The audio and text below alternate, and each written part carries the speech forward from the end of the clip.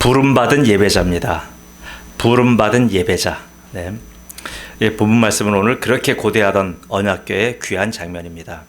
언약궤가 무엇입니까? 언약궤는 하나님의 임재의 상징이며 이스라엘의 출발점이며 이스라엘의 정체성 그 자체입니다. 곧 언약궤 없는 이스라엘은 없는 거예요. 그래서 언약궤는 하나님께서 야곱의 후손들을 출애굽시키신 후 시내산에서 모세에게 주신 유일한 언약 문서입니다. 이런 귀한 언약궤가 70년이나 떠돌고 있었습니다. 이는 엘리 대제사장의 아들 홈니와 비느하스가 블레셋과의 아벡 전투에서 그냥 그걸 갖고 나가서 계속 전쟁 치다 보니까요.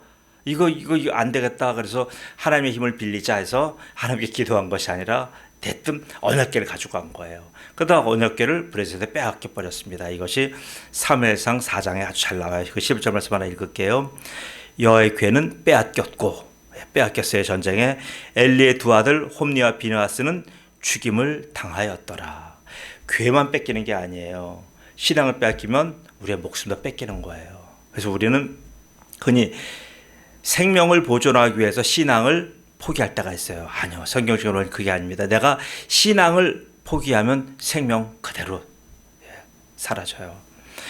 성문 입구에서 언약궤와 두 아들을 기다리던 아버지 엘리 대제사장에게 이 소식이 전해졌습니다. 당시 엘리 대제사장은 지금 우리 감히 상상할 수 없는 연세예요. 98세에 눈이 침침한 대제사장 엘리는 성문의 입구 출입구에 나와서 조급하게 아들을 기다려요. 드디어 기다리던 전령이 왔습니다.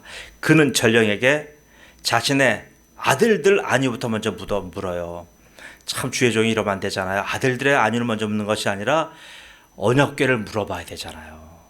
하나님의 언약궤에 대해서 묻기는커녕 아들들부터 묻는 거예요. 하나님의 궤는 뒷전입니다. 전령은 전쟁의 패배를 먼저 보고했고, 두 번째는 두 아들의 죽음을 보고했고, 세 번째는 바로 하나님의 언약궤를 빼앗긴 사실을 차례대로 보고했어요. 슬픈 소식 세 개잖아요. 그래서 삼중 비보를 전해들은 엘리는 바로 그 자리에서 쓰러져요. 의자에 앉았다 그 자리에서 쓰러져 버려요.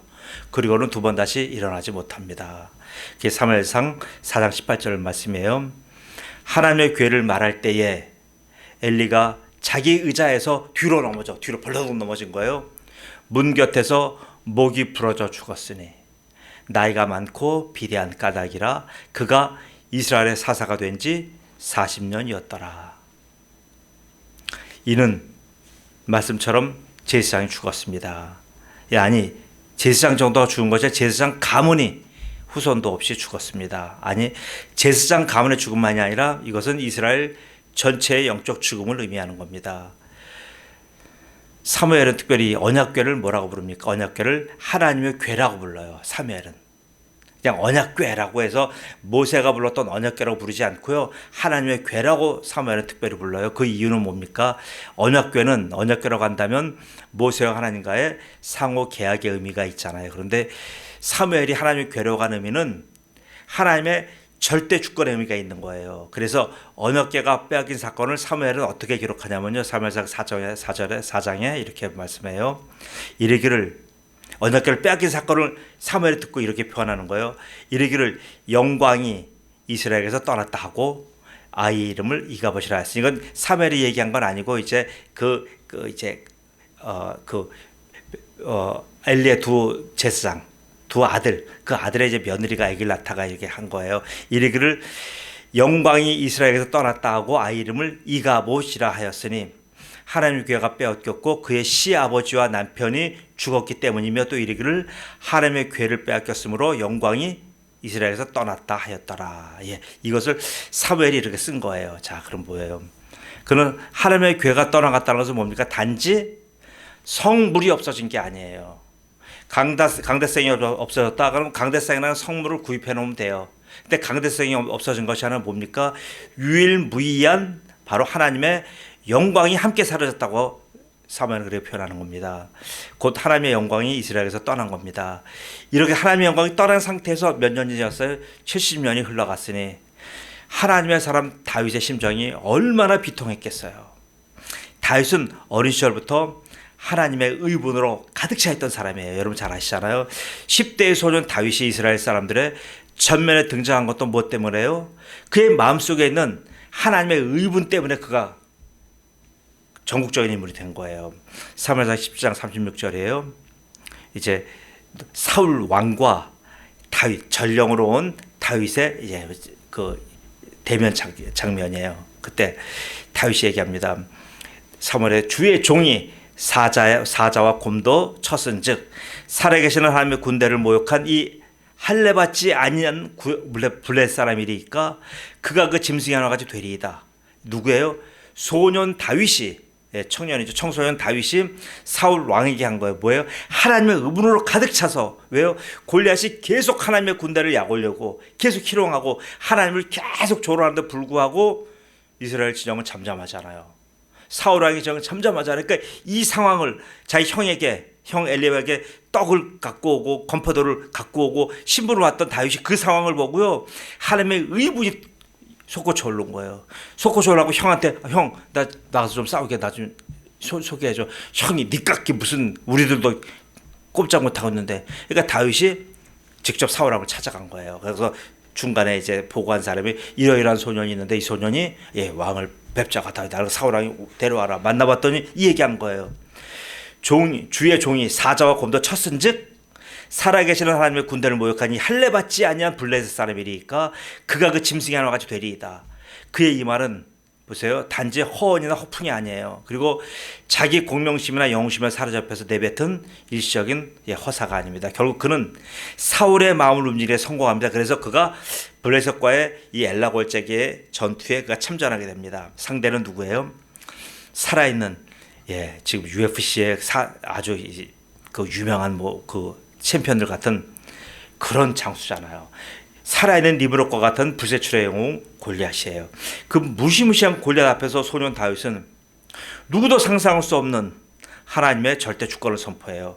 자기가 또 힘으로, 능으로 뭘 그 골리앗을 어떻게 이겨요? 전혀 게임이 안 되잖아요. 그래도 이때 다윗은 뭐랍니까? 우리 잘못 생각하는 건 다윗이 신무기, 돌팔매질, 이거 데이비드, 이거 슬링스톤이라고 해요. 데이비드 슬링스톤. 이걸 갖고 돌려서 그걸 맞췄다. 아니요, 그런 거 아니에요. 그런 신무기를 갖고 다윗이 어린 소년이 그 신무기로 골리앗을 쓰러뜨린 게 아니에요. 뭡니까? 그는 나가서요, 먼저 뭘 했어요? 신무기를 자랑한 것도 아니고 자기 기능을 자랑한 것도 아니고 뭡니까? 하나님의 절대 주권을 선포한 거예요. 이게 중요한 거예요. 우리가 마음에서 눌려버리면 다 지는 거예요. 내가 우리 마음속에는 우리 마음이 누구에 의해서 지배를 받아야 됩니까? 신앙에 의해서 지배를 받아야 되는 거예요. 근데 신앙에 의해서 지배를 받지 못하니까 자꾸 다른 게 나를 지배하니까 우리 마음속에서 입만 열면 근심, 걱정, 고민, 여러 가지 판단들 나가는 거예요. 근데 다윗은 그 속에 하나님의 영이 함께 하셔서 하나님의 의분이 가득해서 하나님의 영으로 나온 바로 그 얘기를 한 거예요. 그 읽어드릴게요. 사무엘상 10장 45절입니다. 다윗이 블레셋 사람에게 이르되 너는 칼과 창과 단창으로 내게 나아오거니와 나는 만군의 여호와의 이름 곧 내가 모욕하는 이스라엘 군대의 하나님의 이름으로 내게 나아가노라. 보세요. 이건 뭡니까? 하나님의 절대 주권을 선포했고요. 나는 비록 소년이지만 하나님의 절대 주권에 나는 신부름꾼이다 이 얘기잖아요. 나는 그 사자다 이거예요. 너는 블레셋에서 사자할지 몰라도 나는 하나님의 사자다 이 얘기예요. 담대하잖아요. 믿음은 이거예요. 믿음은요, 어떤 우리가 힘과 능력과 가진 것이나 여러 가지 많은 우리가 겉으로 드러나는 우리가 그런 아웃스탠딩이 아니고요. 뭐냐면 우리 내적으로 가지고 있는 그의 심령이 누구에게 사로잡혔느냐예요. 하나님에 의해 사로잡힌 다윗은 이런 고백하는 거예요. 자, 하나님의 사람 다윗은 왕이 되자마자 무엇보다도 하나님의 그래서 그 궤부터 찾은 거예요. 자기가 있잖아요. 왜 70년 동안 실종된 하나님의 궤를 찾아와야 돼요. 왜요? 하나님의 절대 주권 속에서 살아왔던 다윗이기 때문에 하나님의 궤가 없다는 건 다윗은 하나님의 궤가 없는 상황에서 내가 왕이 되면 무슨 소용이 있는가? 내가 설령 왕이 된다고 해서 통일 왕국의 왕이 내가 된다고 한들 하나님의 궤가 없다고 한다면 나는 아무것도 아닙니다라고 이런 고백이에요. 그래서 다윗은 통일 왕국의 왕이 되자마자 제일 먼저 한 일이 하나님의 궤를 찾는 일이었어요. 그 당시 언약궤는 어디 있었냐면 기럇 여아림의 아비나답이라고 하는 그 레위 지파 사람 집에 20년째 보관되어 있었어요. 그 궤를 다윗은 수소문에서 실어가서 너무나 급하게 실어온 나머지 다윗이 실수한 게 뭐냐면 지난 시간에 말씀드렸어요. 하나님의 식양을 따르지 않고 하나님의 법칙을 따르지 않고 블레셋이 하던 방식을 그대로 흉내냈어요. 블레셋이 하나님의 교회를 빼앗았을 때 어떻게 운반하고 다녔어요? 폭탄 돌리기식으로 수레에다 싣고 다녔어요. 수레에다 싣고 다니다가 가드로 갔다 아기스로 갔다 뭐 자기네 동네로 계속 돌아다닌 거예요. 가는 데마다 사고가 나니까 그 수레에다 싣고 다니는 것을 정보를 듣고 다윗이 그렇게 하면 되겠다고 해서 아미나답의 집에서 옮길 때에 아미나답의 두 아들 우사와 아효 그 두 아들을 데리고 같이 운반하게 했어요. 그러다가 어떻게 됐습니까? 그 말이 손지 말인지 뛰는 바람에 그게 덜컹덜컹 거렸잖아요. 그러니까 떨어질 위기에 놓여서 우사가 그걸 잡자마자 어떻게 돼요? 우사가 그 자리에서 즉사됐어요. 언약궤를 옮기던 아미나답의 두 아들 중에서 큰 아들 우사가 죽임을 당한 겁니다. 다윗은 여기서 충격받았어요. 왜 충격받았습니까? 아니 하나님, 제가 말이에요 70년 동안 우리 백성들이 잃어버렸던 하나님의 궤를 제가 좀 찾는 이런 지금 제가 누구도 하지 않았는 이런 지금 절체절명 위대한 일을 지금 하고 있는데 하나님 지금 궤를 찾아서 운반하는 도중에 이게 뭡니까 지금? 저 신실했던 좀 아미나답 집에서 그 큰아들 우사가 지금 운반하는 도중에서 지금 이게 그 궤 잡았다고 왜 우사를 치십니까? 너무나 비통하고요. 너무나 화가 났던 거예요. 하나님께 화가 나는 거예요. 그래서 다윗이 여기에서요. 이 불타는 마음을 알아주지 않은 하나님에 대해서 너무나 속상하고요. 이 일 때문에 아미나답의 큰아들 우사가 죽은 사실에 대해서 너무나 미안했던 거예요. 그래서 그 화를 참지 못해서 그 현장을 가지고 다윗이 그래요. 이제 여기는 이 땅 이름은 베레스 우사야 그런 거야. 뭐예요? 그 말이 뭡니까? 하나님이 이 자리에서 우사를 때려 죽이셨어 이 얘기예요. 너무나 화가 나갔고요. 그 감정 이해 가시겠죠? 하나님이 말이야 우리가 지금 선한 일을 하는데 하나님이 지금 우사를 여기서 쳐서 죽이셨어. 얼마나 하나님에 대해서 화가 났으면 이런 얘기하겠어요. 여러분 이런 거 없으세요? 전 많아요. 그래서 결국 1차 운송은 실패합니다. 그럼에도 다윗은 포기하지 않아요. 그리고 하나님의 규례를 면밀히 연구합니다. 학자를 다 율법학자를 동원해서 어떻게 이것을 하나님의 궤는 어떻게 움직여야 되는 거냐. 그래서 전부 다 구약 율법을 쫙 연구해서 3개월간 철저히 준비해요. 그리고 드디어 2차 운반을 시도합니다. 자, 여기서 용어를 제가 달리 쓴 걸 보세요. 1차는 운송, 수레를 통해서 운송한 거. 2차는 운반이에요. 운반은 뭐예요? 어깨를 통해서 사람을 통해서 운반하는 거예요. 자, 2차 운반을 시도합니다. 자, 오늘 여기서는 자세히 사무엘 하나는 자세히 안 나지만 이 병행 본문인 역대상 15장에 가면요, 이 2차 운반에 대한 준비가 굉장히 상세하게 나와 있어요. 제가 그건 다 읽어드리지 않고 거기 대체 요점만 얘기하면요, 먼저 1차 때는 막 신이 나가지고 1차 운송 때는 가서 그냥 막 궤부터 운반해 왔잖아요. 하나님이 단지 보세요. 하나님이 단지 급하게 하나님의 궤를 운반했다고 해서 친 게 아니에요. 그것을 그리고 그게 떨어뜨렸다, 그걸 막 붙잡았다, 그게 아니에요. 왜냐하면 보세요. 이런 준비를 해놓지 않고 하나님의 궤가 올 만한 준비와 하나님의 궤가 올 만한 많은 사람들을 동원해서 지금 기도와 말씀을 훈련을 시키지 않은 거예요. 않고 덩그러니 하나님의 궤가 온다고 하니까 어떻게 돼요? 하나님이 그것을 방지시킨 거예요. 그렇게 보셔야 되는 거예요, 여러분. 그래서 어떻게 그 3개월 동안 훈련을 처음 뭘 시켰어요? 여러 지파 중에서 특별히 누구냐면 레위 지파 중에서 고아자손을 다 한번 골라봐라.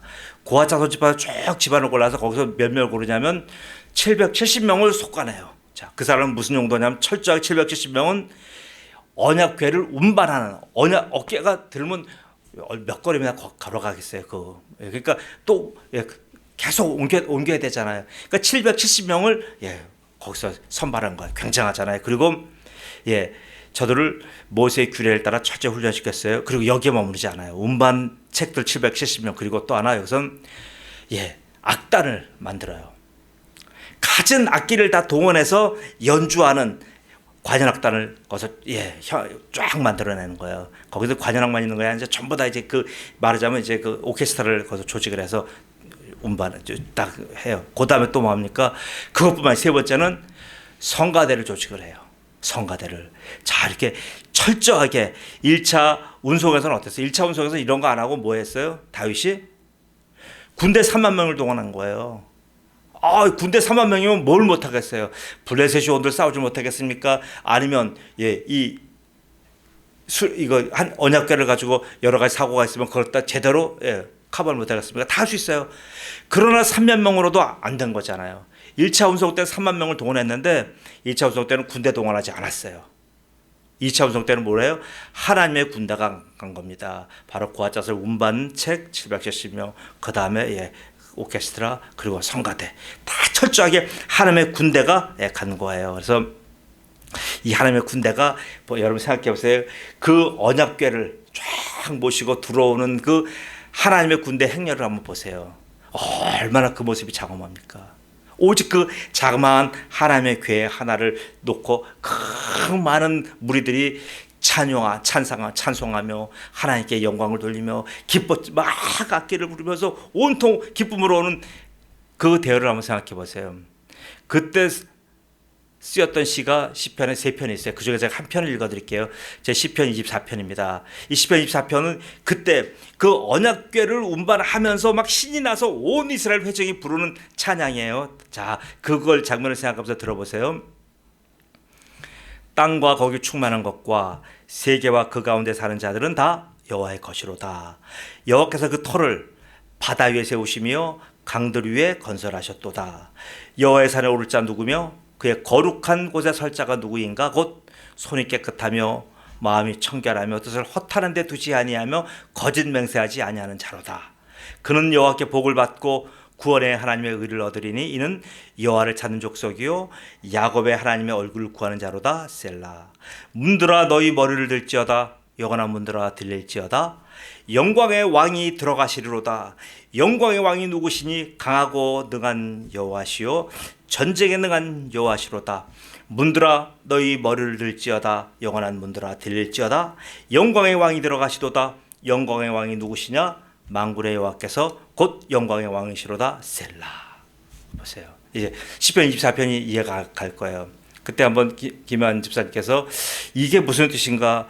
왜 문들아 들릴지어다 이게 무슨 뜻이냐고 한번 그때 누구랑 얘기하시는 걸 제가 들은 적이 있어요. 자, 이게 그런 내용이에요.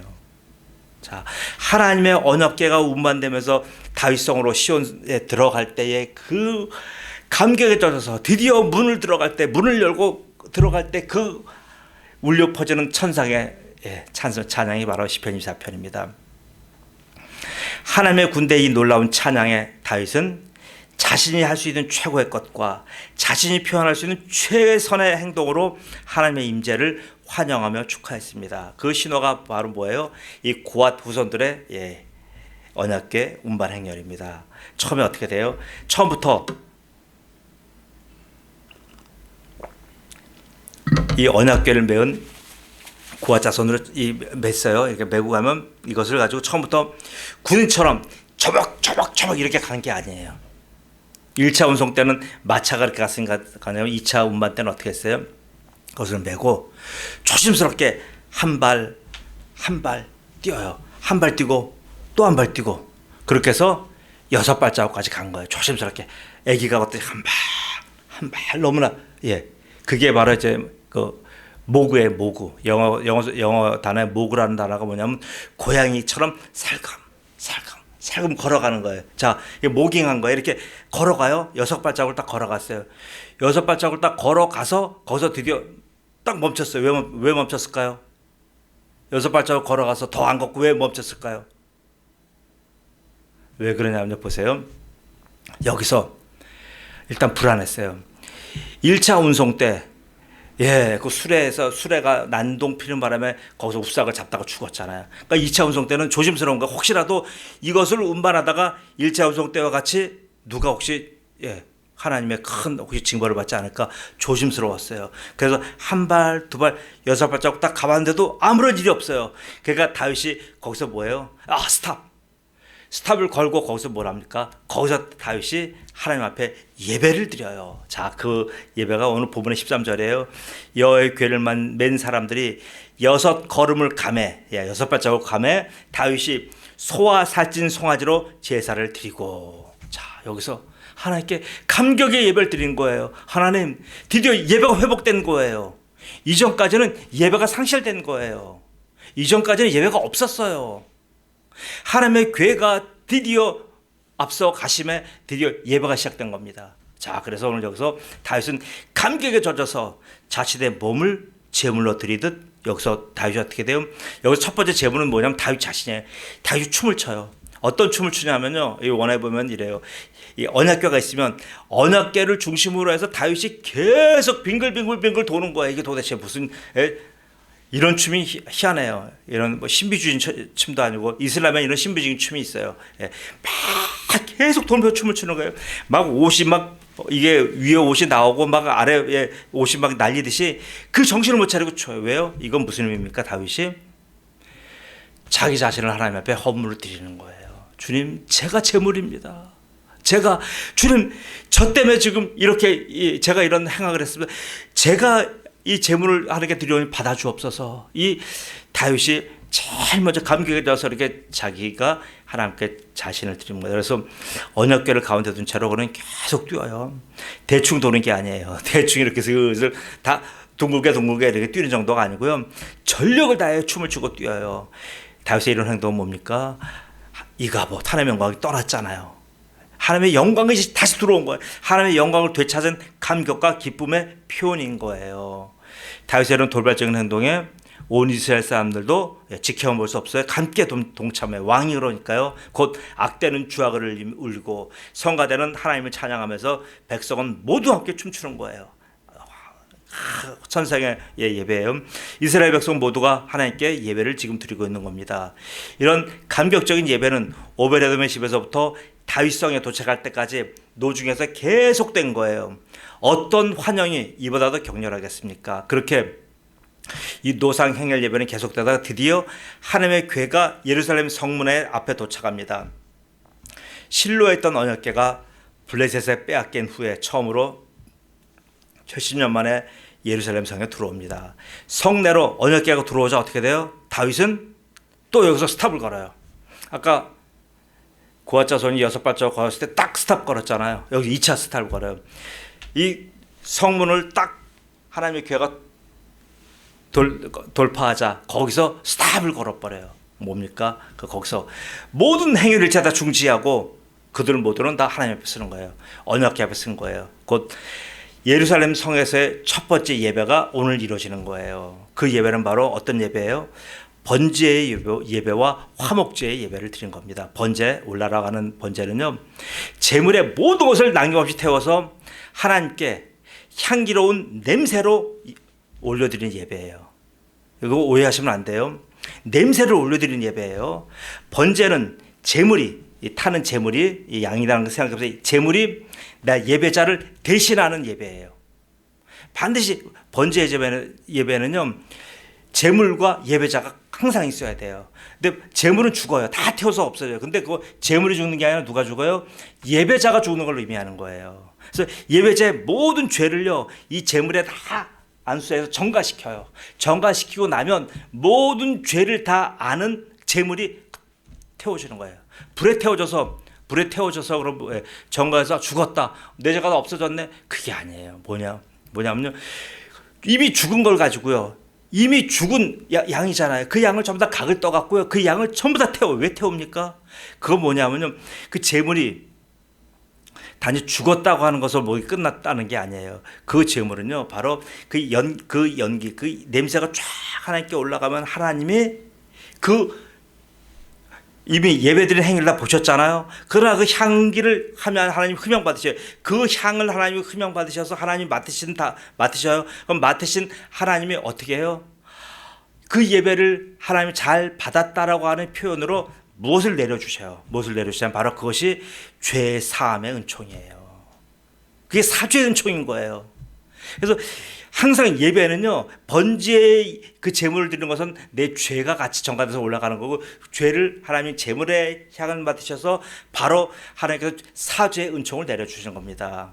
그래서 보세요, 제물의 죽음을 하나님은요, 이 예배자의 죽음으로 여겨주신 거예요. 이게 은혜인 거예요. 만약에 재물을 주고 나 죽었는데 야, 그 재물이 주는 거지 너하고는 상관없어 라고 한다면 뭐예요? 이 사람 망한 거예요. 또 재물 또 잡아야 돼요. 계속 잡아야 돼요. 망해요. 그러나 그 재물 한 마리에 내 모든 죄를 다 전가시켜서 하나님은 나의 모든 죄가 재물에 전가된 것을 봐주시는 거예요. 그래서 하나님은 죄의 사명 은총을 나한테 재물에서 주는 게 아니라 받는 건 나한테 받아요. 내가 죄의 사명 은총을 내가 받고요. 죽는 건 재물이 죽어요. 이게 얼마나 큰 은혜고 얼마나 큰 남는 장사입니까? 보세요. 누가 내 죄값으로 대신 죽고 또 그것을 내 죄 해결로 인정해 주신단 말입니까? 이것이 어디 상상으로 될 법한 일입니까? 이렇게 말도 되지 않는 예배가 바로 번제인 거예요. 그래서 번제는 드리는 본인에게 아주 유익한 예배예요. 레위기서 1장 4절에 뭐라고 하냐면 그는 번제물에 머리에 안수할지니 그를 위하여 기쁘게 받으심이 되어 그를 위하여 속죄가 될 것입니다. 아니 모든 죄는 번제물을 제물이 갖고 죽어가고 속죄는 바로 예배자가 되는 거예요. 그래서 그 번제를 드렸으면 그 다음에 화목제, 속죄제 모든 이런 예배가 다 이렇게 번제 형태로 드려지는 거예요. 그래서 예배자의 모든 죄는 이런 번제 시에 바쳐진 제물에 다 전가돼요. 이거 중요하기 때문에 제가 전가란 말 계속 반복합니다. 죄가 전가된 그 제물은 불에 타면서 고약한 냄새를 풍겨요. 제물에 타는 냄새가 무슨 향기로운 게 있어요. 고약한 냄새예요. 그 악한 죄의 냄새예요. 얼마나 여러분 보세요. 개 같은 거 끝을 탈 때 보세요. 얼마나 고약한 냄새가 납니까? 노린내가 납니까? 그 악한 죄의 냄새를 오히려 하나님은 뭐라 그래요? 예배자의 향으로 받아주시는 거예요. 그걸 가지고 냄새가 아니라 향나로 받아주시는 거예요. 악한 죄를요. 그래서 하나님은 그것을 바로 고약한 냄새가 아니라 예배자의 회개의 향으로 받아주시는 거예요. 그렇게 돼서 예배자의 죄와 허물은 전부 다 용서가 되어지는 겁니다. 이것이 바로 구약 곧 번제의 정신이에요. 반면에 이 신약교회는 어떻게 돼요? 신약교회는 예배자가 예배의 제물이신 십자가의 예수 그리스도에게 자신의 모든 죄를 다 전가하는 거예요.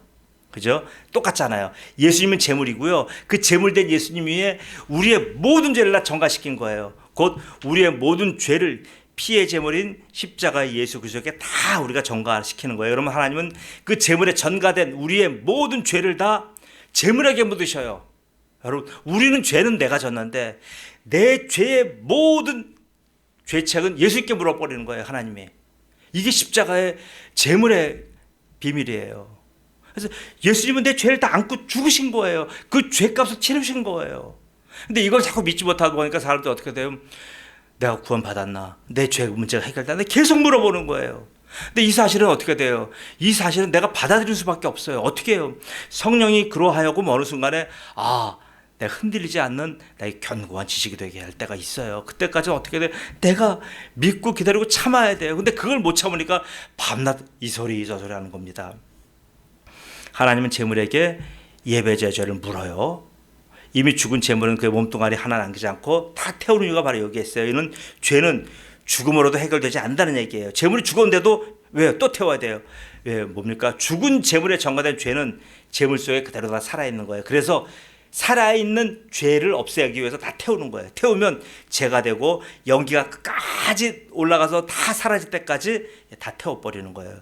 그래서 구약 교회는 이 번제로 말미암아 이스라엘이 하나님을 불신하고 반역한 지난 모든 세월의 죄를 다 회개하게 되는 겁니다. 자, 이 번제예요. 두 번째 번제 다음에 무슨 죄를 또 여기서 드렸어요? 예루살렘 들어가 두 번째 드린 예배가 바로 화목제를 드리는 겁니다. 화목제 샬라임은 평화라는 뜻의 샬롬에서 이제 나온 말이에요. 이는 하나님과 예배자의 화해와 화목을 예비하면 하나님과 우리 화목을 얘기하고 두 번째 공동체 이스라엘 공동체 성도와 성도 간의 평화와 화목을 의미하는 예배예요. 곧 다윗은 하나님과의 관계 상징으로 번제를 드렸고 수식적으로 이스라엘 공동체 간 관계 상징으로 수평적인 화목제를 드리는 겁니다. 이 대원칙은요 오늘날 교회도 똑같아요. 교회는 우선적으로 하나님과의 관계로 구성되며 다음으로는 성도와의 관계로 이루어지는 겁니다. 이것이 바로 십자가의 수직적인 의미와 수평적인 의미예요. 그래서 순서는 반드시 이거 헷갈리면 순서는 반드시 번제가 먼저고 화목제가 두 번째예요. 이를 신약교회에서는 번제를 예배라고 하고요. 화목제를 코이노냐 교제라고 하는 거예요. 그 효시가 바로 신약의 예루살렘 교회입니다. 사도행전 42절에 그들이 사도의 가르침을 받아 서로 교제하고 떡을 떼며 오로지 기도하기를 힘쓰니라. 이것이 바로 교회입니다. 하나님의 교회를 중심으로 번제와 화목제를 드리는 곳, 그것이 바로 교회예요. 그래서 여기서 나오는 능력, 교회에서 나오는 능력이 바로 뭐라고요? 이걸 축복이라고 합니다. 곧 이렇듯이 삶의 모든 축복은 만군의 여호와 하나님에게서 나오는 겁니다. 하나님의 그 다른 어떤 것에서는 축복 나오지 않아요. 이것을 바로 다윗이 온 이스라엘 백성들에게 언약궤 안치 사건을 통하여 알려주신 사항이에요. 그래서 거기서 마지막에 이제 글의 19절에 떡 한 개, 고기 한 조각, 건포도 떡 한 덩어리 이렇게 나눠줘요. 이건 바로 뭡니까? 자, 하나님을 예배하는 자가 하나님께서 주시는 축복은 뭡니까? 너희 일상의 축복이다. 일상에 너희의 모든 삶을 책임져 준다는 거예요. 이런 일상의 사소한 복까지도 전부 만군의 여호와 하나님께서 주관하신다고 하는 것을 전한 겁니다. 여러분, 이것이 온전한 예배입니다. 이런 자가 온전한 예배자예요. 곧 부름받은 예배자예요. 자, 사랑하는 우리 성도 여러분, 여러분은 과연 어떤 예배자이십니까? 곧 내 편의주의에 입각한 예배자이십니까? 내 상황에 맞춰서 내 편의에 맞춰서 예배를 늘렸다 줄였다 하십니까? 아니면 하나님의 절대 주권에 사로잡힌 예배자이십니까? 하나님에 의해 부름받은 자는 하나님의 규례대로 사는 삶을 살아갑니다. 그 첫걸음이 바로 뭐예요? 하나님의 괴 앞에서의 자기 성찰이에요. 다윗은 그 기다리던 하나님의 괴를 보자마자 그만 정신을 잃을 정도로 열광한 겁니다. 70년에 잃어버렸던 민족의 아픔, 자기의 개인적인 그런 기도 제목, 그것을 전부 다 거기다가 다 표현한 거예요. 여러분, 한번 잃어버리면요 후딱 70년 가는 거예요. 믿다가 실족하잖아요. 그러면 후딱 10년 지나가요. 제가 왜 이렇게 오늘 늦지막하게 목사된 이유가 뭡니까?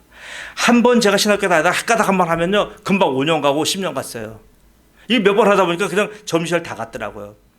이렇게 한 번 잃으면 70년 없어져요. 그래서 우리가 이렇게 하나님을 일상적으로 우리가 이렇게 예배하는 것이요 얼마나 감격이고 얼마나 큰 은혜인지 모르는 거예요. 뭐 우리가 죽었다가 살아나는 것, 이런 은혜, 그건 특별한 은혜고요. 그런 은혜 찾지 마셔야 돼. 내가 평상이 계속 지속되는 은혜. 어제 일상이 오늘도 지속되는 은혜. 어제 내가 아침에 눕고 자고 깨었던 그 은혜가 오늘도 지속되는 것. 무료하고 답답하고 때로는 권태로워 보이지만 이것이 얼마나 큰 은혜인지 몰라요. 우리가 지금 아무렇지도 않게 드리는 이 밤의 이 예배가 사실은 다윗과 그의 백성이 그렇게 70년간 열방했던 바로 그 예배인 겁니다. 여러분, 잃어버리게 되면 그때 비로소 고통을 알게 되는 거예요.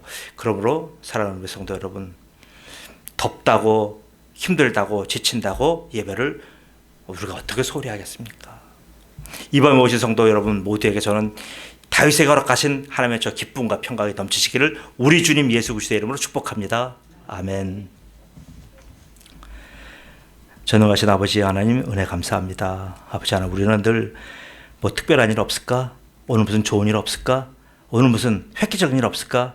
이런 일만 자꾸 우리가 추구하고 다녔습니다. 아버지 하나님, 그런데 압니다.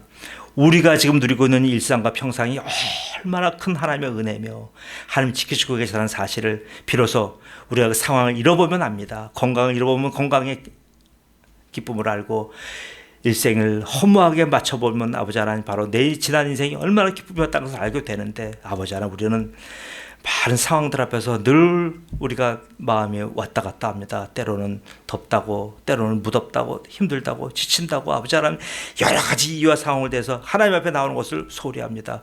그러나 아버지 하나님, 그러다가 우리가 이 언약궤를 잃어버린 유다 백성처럼 우리가 이렇게 될까 봐 두렵사오니 아버지 하나님, 이 밤에 오신 주의 백성들, 특별히 은혜 빛 교회 모든 성도들에게는 일상의 복을 허락하여 주옵소서. 이 일상의 복을 거둬가지 마옵소서. 일상 속에서 하나님의 교회와 하나님의 언약교회와 함께 늘 살아가는 주의 백성들 한 분 한 분 되도록 축복하여 주옵소서. 감사하며 예수님의 이름으로 기도드리옵나이다. 아멘.